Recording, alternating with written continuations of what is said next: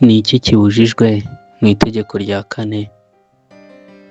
Itegeko rya kane ribuza kwanga cyangwa kutita ku gukora inshingano duhabwa no kuteza umunsi ukaba imfabusa, cyangwa gukora ikintu muri cyo cy'icyaha, cyangwa kubw'ibitekerezo bitagira umumaro, amagambo cyangwa ibikorwa byo mu mirimo yo mu isi, cyangwa ibyo kwinezeza. Ibyanditswe byo gusoma kuri iki kibazo ni muri Ezekiyeli igice cya 23:38 handitswe ngo, ibi nabyo ni ibindi bankoreye. Umunsi umwe banduje ubuturo bwanjye bwera, n'amasabato yanjye barayazirura.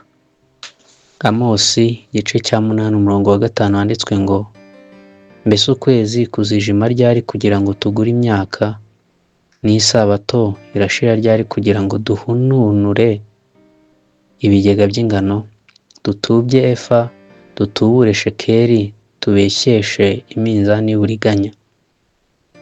Malaki igice cya 1:13 handitswe ngo, kandi mujya muvuga muti, uyu murimo uraruhanya ndetse murawinuba, niko Uwiteka Nyiringabo avuga, kandi muzana icyo munyaze ku maboko n'igicumbagira n'ikirwaye, ayo niyo maturo muntura.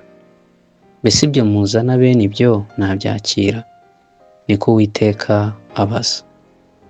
Ibyakozwe n'intumwa igice cya 20:7 ndetse n'uwa 9 handitswe ngo, ku wa mbere y'iminsi 7 duterana kumanyagura imitsima, Pawulo arabaganirira ashaka kuvayo mu gitondo, akomeza amagambo ageza mu gicuku.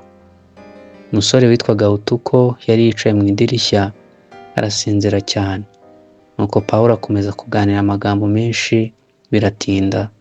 Utuko arahunyiza ava mu cyumba cyo hejuru aragwa, basanga amaze gupfa baramuterura.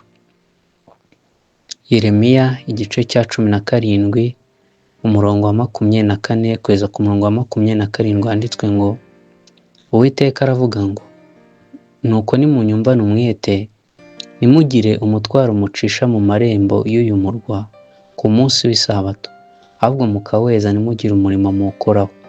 Nibwo abami n'ibikomangoma bari ku ngoma ya Dawidi bazinjira muri uyu murwa, bari ku magare y'intambara no ku mafarashi, bo n'ibikomangoma byabo, n'abantu b'Ubuyuda n'abatuye Yerusalemu, kandi uyu murwa uzahoraho iteka.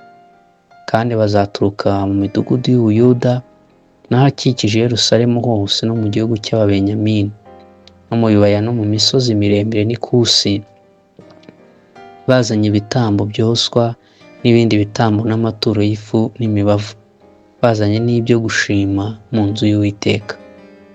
Ariko nimwanga kunyumvira ngo mwize umunsi w'isabato, ahubwo mukikorera imitwaro mukayinyuza mu marembo ya Yerusalemu kuri uwo munsi, nzakongeza umuriro mu marembo yaho, azatwika amanyumba y'i Yerusalemu, kandi ntabwo uzazimya. Ndetse na Yesaya igice cya 58 umurongo wa 13 handitswe ngo, nuhindukira ntukandagire isabato, ukanga gukora ibyo wishakiye ku munsi wanjye wera, ahubwo ukita isabato umunezero, umunsi wera w'Uwiteka, ukawita uw'icyubahiro ukawubaha. Ntube icyigenge ntiwishakire ibyo kwinezeza, ntiwivugire ibyo ushaka ku bwawe.